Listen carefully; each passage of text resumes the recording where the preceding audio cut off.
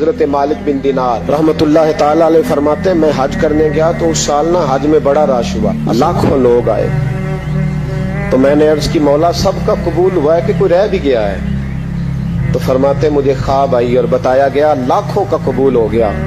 بڑا بے نیاز ہے اللہ، بڑا بے نیاز ہے، بڑا کریم ہے، چاہے تو گھر بیٹھے بیٹھے کہے ماں باپ کا چہرہ دیکھ میں تجھے حج کا ثواب دیکھ، ماں باپ کا چہرہ کا سب کا قبول ہوا، ایک ہے محمد بن ہارون بلخی اس کا نہیں قبول ہوا۔ فرماتے ہیں میں سویرے اٹھا تو میں ڈھونڈنے لگا کہ بلخ کے لوگ، خراسان کے لوگ کہاں ٹھہرے ہوئے ہیں، وہاں علیحدہ علیحدہ ہوتے ہیں نا، یہ پاکستانیوں کی بلڈنگیں، یہ انڈین ہیں، یہ فلان ملک ہیں، تو کہتے ہیں میں ڈھونڈتے ڈھونڈتے پہنچا تو میں نے بلخ کے لوگوں کو پا لیا۔ میں نے پوچھا تم میں محمد بن ہارون بلخی کون ہے؟ تو لوگ کہنے لگے وہ تو بڑا نیک آدمی ہے، بڑا پرہیزگار ہے۔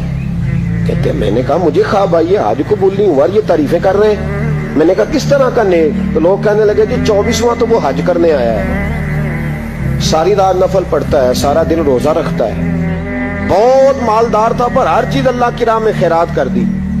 فرماتے میں نے کہا وہ کہاں ہے؟ کہنے لگے پہاڑ کے پیچھے خیمہ اس نے لگایا ہے، وہاں اللہ اللہ کر رہا ہے۔ حضرت مالک بن دینار علیہ رحمہ فرماتے میں وہاں پہنچا، مصلی پہ بیٹھا تھا، سلام پھیری، میں نے السلام علیکم کے بعد کہا آپ محمد بن ہارون بلخی ہیں؟ کہنے لگا ہاں۔ آپ مالک بن دینار ہیں؟ تو میں نے کہا کہ اس نے تو میرا نام بھی جان لیا بغیر بتائے۔ فرماتے ہیں میں نے کہا کہ ہاں میں مالک بن دینار ہوں۔ کہنے لگے کیسے آئے ہو؟ میں نے کہا بس ملنے آیا تھا۔ کہنے لگے نہیں جس کام آئے ہو وہ بتاؤ۔ میں نے کہا میں ملنے آیا ہوں، تو کہتے ہیں وہ رو پڑے، کہنے لگے نہیں آپ کو خواب آئی ہوگی کہ میرا حج قبول نہیں ہوا۔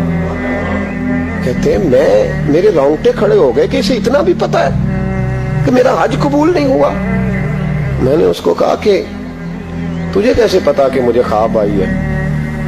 کہنے لگا مالک بن دینار مجھے 24 سال ہو گئے، میں اس بے نیاز کے گھر کا طواف کرتا ہوں، میں حجر اسود کے بوسے لیتا ہوں، میں مقام ابراہیم پہ نفل پڑھتا ہوں، میں صفا مروہ کی سعی کرتا ہوں، پر 24 سال بیت گئے۔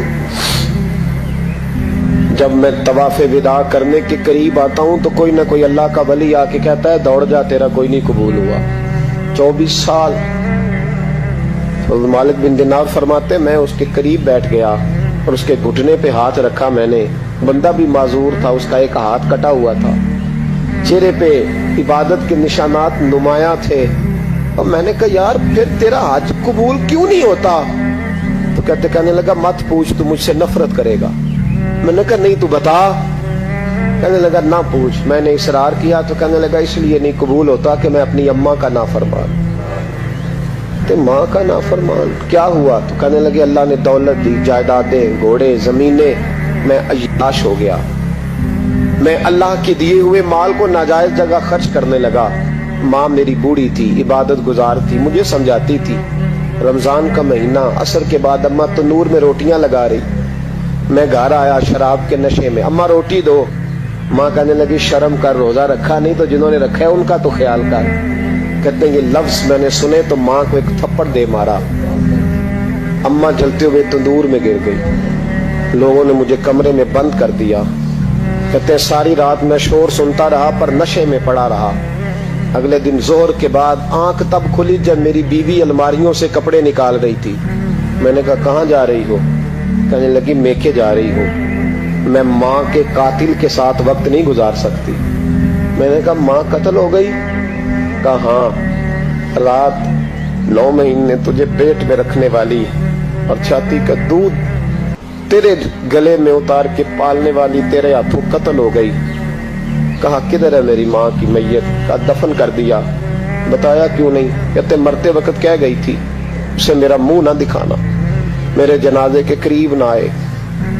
کہنے لگا میں اسی وقت اٹھا، اس ہاتھ سے ماں کو مارا تھا، کلاڑا لے کے ہاتھ کاٹ دیا، جائیدادیں، گھوڑے، مکانات خیرات کر دیے، ساری رات نفل پڑھتا ہوں، سارے دن کے روزے رکھتا ہوں، ہر سال حج کرتا ہوں، عرش کا مالک معاف نہیں کرتا۔ حضرت مالک بن دینار کہتے ہیں میں نے بھی ایک تھپڑ مارا، میں نے کہا تو اسی قابل ہے تجھے معاف نہ کیا جائے، کبھی تجھے معافی نہیں ملے گی۔ کہتے ہیں میں ہو کے آیا، وہ روتا رہا، تڑپتا رہا، میں سویا گھر آ کے تو مجھے مصطفیٰ کریم علیہ السلام کا دیدار نصیب ہو گیا۔ نبی پاک صلی اللہ تعالی علیہ وسلم نے فرمایا مالک تو اسے کیوں مایوس کر آیا ہے اللہ کی رحمت سے، کیوں کہہ آیا ہے اسے؟ میں نے کہا حضور اتنا بڑا قاتل ماں کا کیسے معافی ملے گی؟ تو محبوب فرمانے لگے اس کی ماں کی وجہ سے ہی اسے معافی ملے گی، ماں کی وجہ سے۔ حضور کس طرح؟ فرمایا ماں قیامت کے دن اس کے خلاف مقدمہ دائر کرے گی، کہے گی اللہ اسے پوچھ میرا جرم کیا تھا، مجھے کیوں جلا کے مارا؟ رب بات سنے گا اور پھر کہے گا اٹھاؤ اس کے بیٹے کو۔ ماں او بچے کی ماں بھیجے نا اب تیرے بیٹے کو سزا دے، کہے گی یا اللہ سخت سزا دے، تو رب کریم فرمائے گا اٹھاؤ اسے جہنم میں لے جاؤ۔ مصطفیٰ کریم فرمانے لگے جب زنجیریں ڈال کے فرشتے دوزخ کی طرف لے جا رہے ہوں گے نا تو پلٹ کے ماں کی طرف دیکھے گا، تھوڑا پھر آگے بڑھیں گے تو پھر دیکھے گا، پھر دوزخ کے قریب جائیں پھر دیکھے گا اور کہے گا اماں جی مجھے جلائیں گے، مجھے تکلیف ہوگی، زندگی میں جب درد ہوتا تھا تیرا نام میری زبان پہ آتا تھا، اماں مارنے لگے ہیں مجھے، جلائیں گے۔ میرے مصطفیٰ کریم فرمانے لگے وہ ماں اسے جلا کے مار دیا، وہ میدان محشر بول پڑے گی، کہے گی اللہ اے اللہ اے اللہ۔ رب کریم فرمائے گا کہ عرض کرے گی مولا میں نے معاف کیا تو بھی اسے معاف کر دے۔ اللہ فرمائے گا اس نے تو جلا کے مارا، تو کیوں نہیں جلنے دیتی؟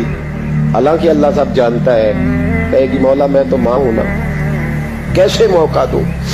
میرے محبوب فرمانے لگے مالک اللہ اسے اس کی ماں کی وجہ